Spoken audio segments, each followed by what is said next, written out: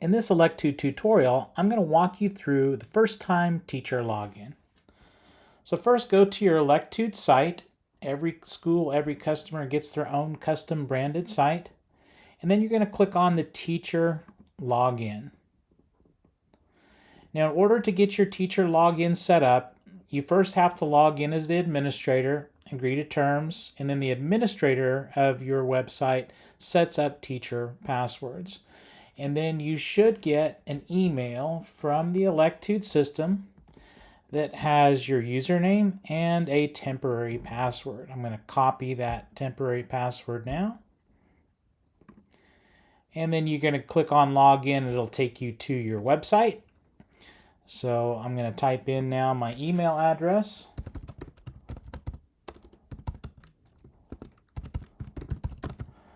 Followed by that temporary password that was sent to me by email. Click OK.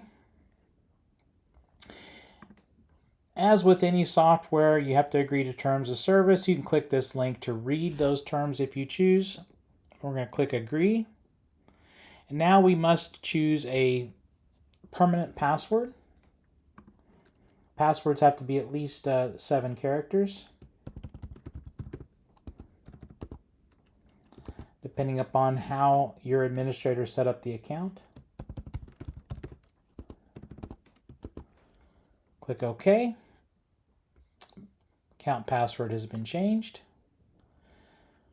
And then we have to specify what our first and last name is, how we'd want it to be presented on the site.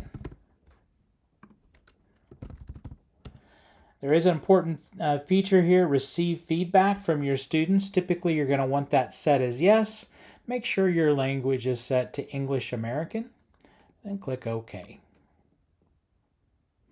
All right, now we can set up our classes, but the purpose of this video is to just log in for the first time and also to confirm your settings. So go over here to settings, and here again, make sure that your information is correct here. Under import export, there's a very important setting here, export empty result. An empty result is something that's assigned to your students, but they haven't completed it or even started it. So that would be an empty result, something assigned that's not been started. I think you'll want to see that information on a download, so I recommend changing that to yes. And then the information that would be presented on that download, I would just leave these all set as standard.